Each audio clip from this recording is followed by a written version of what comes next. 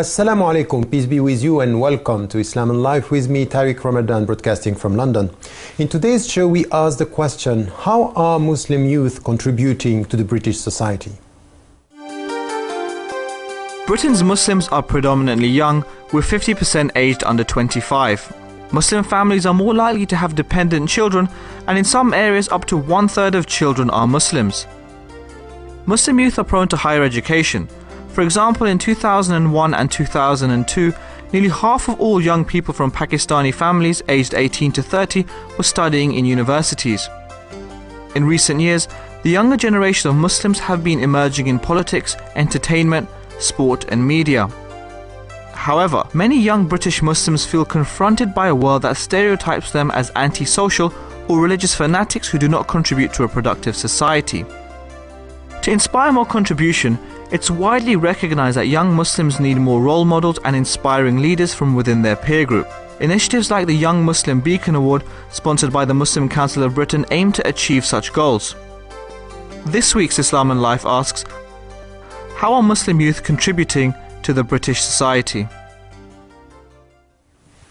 This is an important question. Very often, if we look at the way the media are covering the Muslim presence, and especially the presence of the youth within the Western societies in Europe, in Britain, we are talking about being violent, not being social, not being integrated, being in jail because there are social problems, and the contribution, the presence, the positive presence of the Muslims everywhere, not only in sport and culture, but also within universities, within the political system, being involved at the local level, at the national level, being visible and vocal. This is the new generation. This is what is happening today with the young British Muslims, and this is important because the British society is ahead, historically speaking, from all the other society with France, and this is why we see now the young British Muslims or French Muslims present. So it's quite interesting and important to ask the questions about their contribution and how things are evolving, and especially over the last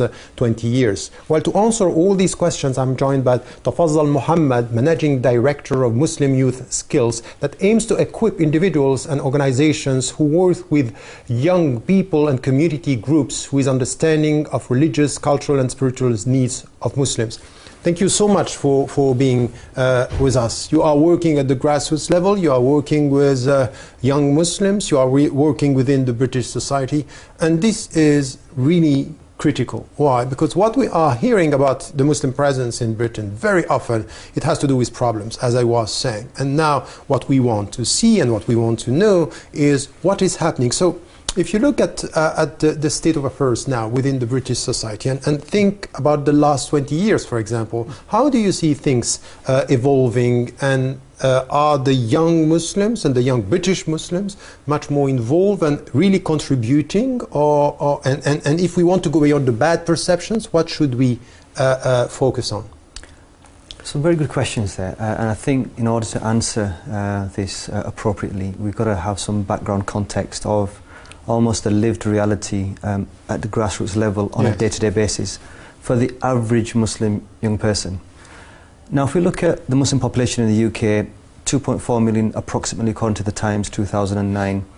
Of that 2.4 million, 50% is under the age of 25, as the clip showed.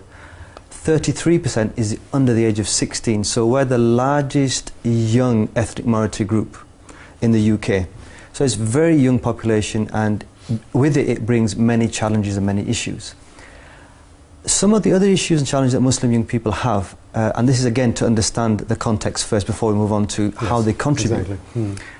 Exactly. 31% of Muslim young people actually leave school without any education. And if you compare that to the national average of 15%, that's quite, you know, a sad state of affairs for our young people. 47% of Muslim students on campus have experienced some form of Islamophobia, according to Forces, 2005. themselves.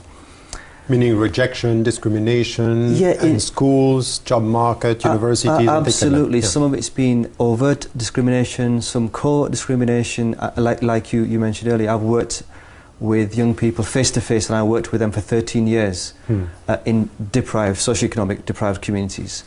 The last 4 years, however, I've been training up, practitioners, whether it's the police, whether it's community workers, social workers, etc., to understand Muslim communities and particularly Muslim young people and some of the challenges that the community has, or communities should I say, and also the young people have at the same time. So for instance, if we take one example, the understanding or perhaps misunderstanding that young people may have with faith and culture, where the two meet and where the two separate. Especially if you're young and you're part of the common youth culture, so going to cinemas, going out, social life, which is the common culture and the common youth culture. How does that sit with your ethnic culture or your family culture? So sometimes there's a bit of a dilemma with young people, young Muslims in particular. Would you mean by this that, and this is something which is very important when it comes to the discussion that we can have about Indian people not being Muslims and Hindu, and we are talking about culture and at the same time religion. Yes. Would you say, for example, through your experience, that there is something which is specific with the young Muslims when it comes to their presence in Britain, for example? I think, because they are Muslims? I think possibly yes, and that's in recent years the spotlight has been on Muslims, without a doubt. Tabloids, the news, etc., the most often spoken about generation is the Muslim youth. Yeah. The questions are, what are they doing? Where do they go? So they are targeted How do as they Muslims. shop? Yeah, there's almost like a profile. Yes. Where do they shop? What kind of food do they eat? Etc., etc. Yeah. Nevertheless, with all of those challenges, there come plenty of opportunities as well. It's a matter of understanding where those challenges lie. And part of my job is actually to enable people to understand the complexities. However, the solutions are quite simple as well. So with regards to faith and culture, we have many different young people from many different ethnic backgrounds who share various different cultures. How does that sit with Islam? Where is a point where it separates? And it's really easy, because I use the iceberg concept of culture, how it's fluid, how sometimes some people will be more cultural at 1 minute and the next minute they'll be more religious.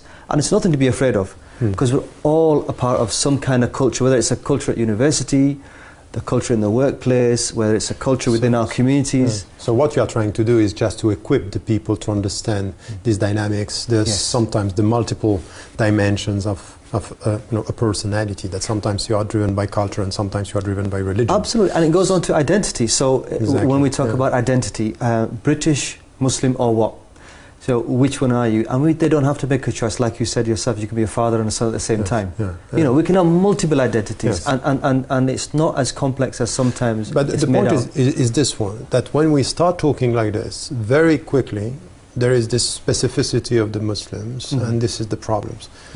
What I want to understand now, through your experience over the last 15, 20 years, what is changing? Because it's as if, we have this pressure, ongoing pressure on the youth. They are representing a problem in the society. They are not integrating. While, what I'm always saying, the national discourse is not representing the local movement and dynamics. The local movement and dynamics, realities are much more positive. I want to focus on this. How can we, what have you seen and in which way youth are now contributing? And that you can say, look, don't talk about the problems putting the Muslims outside the British society. Talk about the contributions, understanding that they are within and they are part of the society. If you have to talk about the last 20 years, what is changing and in which way the youth are contributing? There's been a huge change, and the change has been magnificent, if I can say. And it's like 20 years ago, Islam as an identity marker wasn't visible as much as it is today. So if you look at the demographic of the youth, there's a huge shift between them self-identifying, representing themselves how they want to represent themselves, not according to what their parents or community or society may wish them to be. They say, no, actually we want to forge our own identity. and this is our identity, and we're proud of our identity. And sometimes this may challenge some perceptions that people have, that actually they are almost outsiders, but they're saying, actually, no, we're British. We understand that because geographically we live here.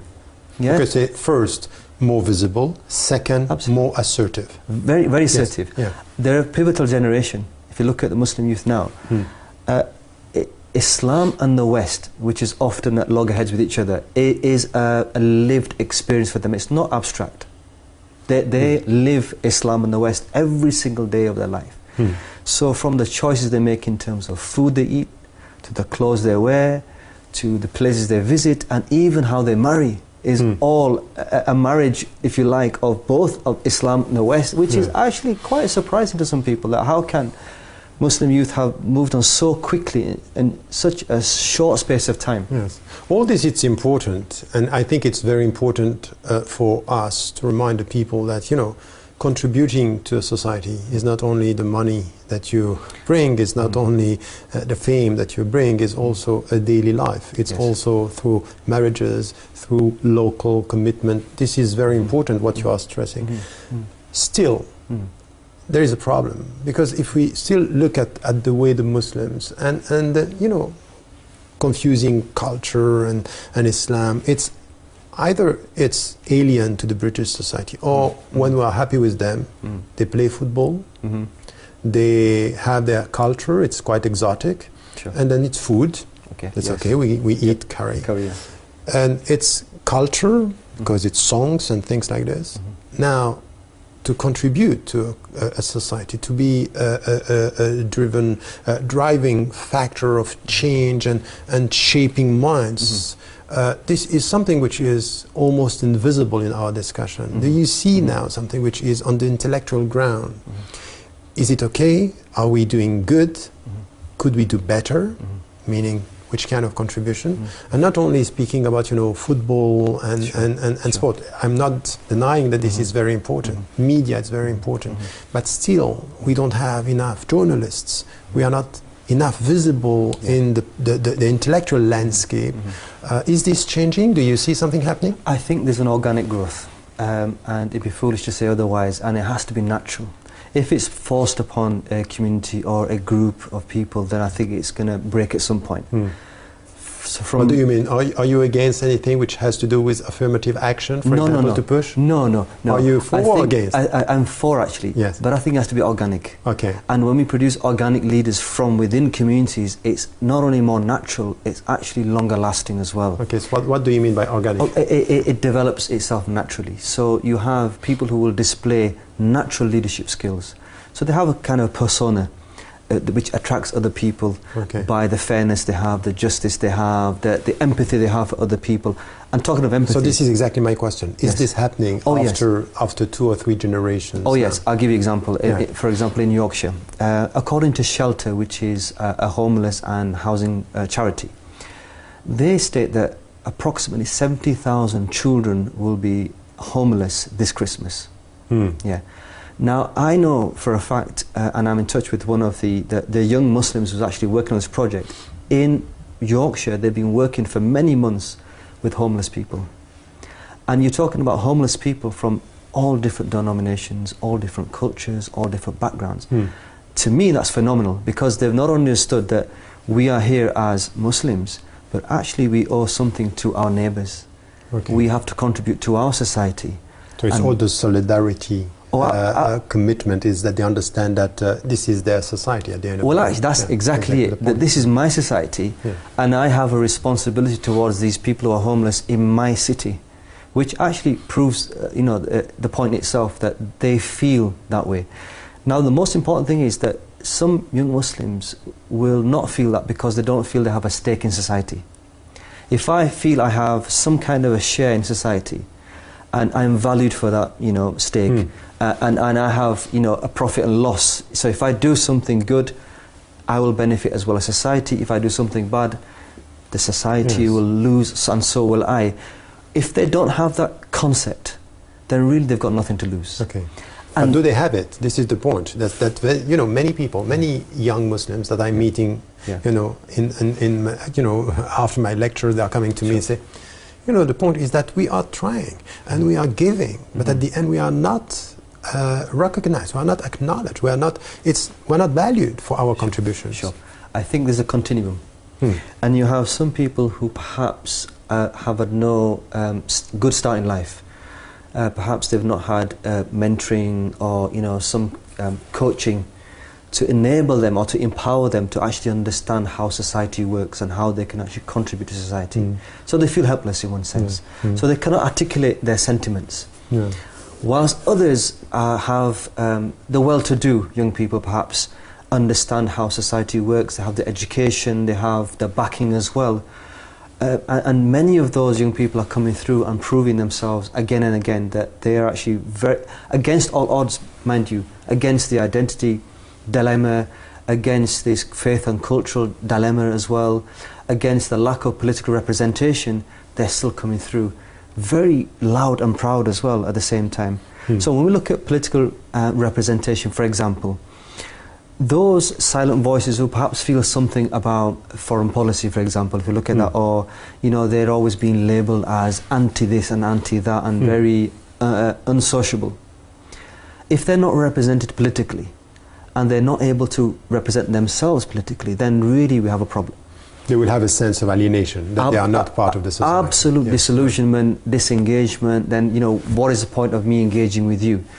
Now, as someone who teaches and empowers individuals, I say that what you really need to do is use the mechanisms of engaging these disenfranchised young people, disengaged young people, but give them a safe space. And when I say a safe space, I mean really safe space to be able to say what they feel. What does it mean exactly, practically speaking? So if I'm really upset with a policy, I should be able to say, look, I'm really upset because of this. So, you know, you give them a space where they can express their feelings and their disappointments and whatever is making life difficult for them. Exactly. Like somebody mentioned, if you look at the word conversation, conversation is made of a discussion and a dialogue. Discussion is about what happened, but a dialogue is why. And I think what happens with sometimes young Muslims, there's a lot of discussion, but not enough dialogue. And even if it gets to dialogue where I start to explain why I feel like this, there's always this fear that if I say something wrong, that there's going to be some comeback. But if I listen to you, first, what is quite interesting in what you are saying is that we have to work from within. So there will be no contribution outside if there is no spaces for dialogue within, or communication, or conversation, as you call it. But the point is to improve the situation, to make it much more, you know, as you are saying, we need much more presence in politics, much more presence in, you know, we see so many people within academia now, in the universities. How can we make it a real contribution? So you are saying something which is important. Over the last 20 years, it has changed tremendously. It's a huge change. Now, if we want to push this, to make it more efficient, what should we do? We need a methodology. We actually need a methodology on how we are going to go from A to B. And with that, it needs great minds to sit down together and say, okay, we need a plan in taking people who are at grassroots, disempowered, disillusioned, through the steps of giving them power, giving them to empower them, exactly, giving them the capacity, giving them the opportunity to be able to test, you know, how to articulate themselves, how to write, you know, how to be at the right meeting at the right time, and all of those things, those avenues that they should have by right as a citizen, to be able to redress any imbalances that they feel are in their lives. So all this is good, and once again I completely agree with what we are saying. There is something to be done within. Now, the feeling is, and this is where the British society is also responsible, the politicians also, to make, you know, what about all these people that are contributing and they are completely neglected? We don't talk about them in the media, we don't talk about them within our universities, as if how can we how can this society, the British society as all the Western societies, get some policies just to make visible the contribution and not only visible the problems? How can we do this? And we need to challenge the society to say, you are saying about the Muslims that they are a problem because you only see the problems. We don't talk about, you don't cover the contribution. Actually, in youth work, there's a universal saying that we work with young people because they're young people, not because they're deviant. Unfortunately, sometimes is the case that we see some sections or sectors of the young population as deviant first and then young. Yes. So we have to have a paradigm shift in the way we see young Muslims. So the perception should change. Absolutely. We should see them as a young person like any other young person in British society. Once we start from that building block, then really any other issues they have on top of that, we should be able to deal with it. But I want to ask you one question, because many people, and sometimes, to tell you the truth, I'm not far from thinking that that's right, that there is a political take on this, that there are politicians and there are political trends. They keep on distorting the image and the contributing presence of the Muslims to make it a problem because it suits their agenda. So it's not because they are ignorant, it's not because it's a bad perception, it's a political calculation, so to speak. Is that true? Do you buy that? And if yes, how can we change that? I'm not too sure because there's no empirical evidence to prove that. Actually. No, it's a feeling, it's a perception, but still we can see this. But what I can say is young Muslims are actually more politically active than any other sector of young people, definitely, without a doubt. More aware of local politics, national politics, international politics as well. And this is new. Oh yes, absolutely. You know, with the internet, with TV, etc., this awareness is, acutely, in recent years, improved. So they are a young generation that's very politically aware. Even against all the odds, Muslim youth, I would say, by and large, are actually pulling through more than any other sector themselves. So this is good news. Very good news.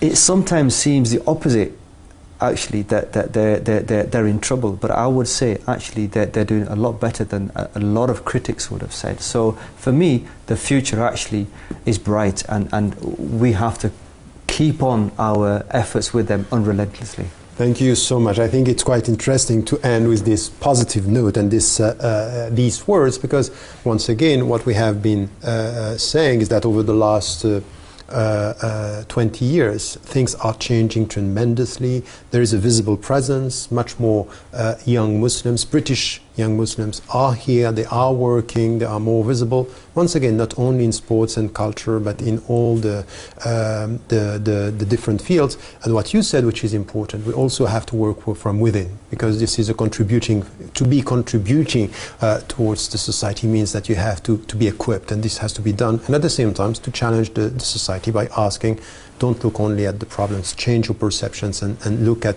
your fellow Muslim British citizens as contributing to this society. I think that this is a very important message. Well, that's all we have time for. Please let us know your thoughts and views on any of the shows you have seen, and here is the way to contact us. Islam in Life welcomes your opinion. So please send us your suggestions as well as criticisms on any of the shows you have seen or would like to see. You can do all this by emailing us at islaminlife@presstv.co.uk. You can also be part of our online platform by joining our Facebook page, Islam in Life, on Press TV, where you can share your thoughts with other Islam in Life fans, engage with debates, and view past shows. Finally, I would like to thank my guest, Tafadhal Muhammad. Thank you so much for your contribution and your input. And I hope to see you next week, inshallah.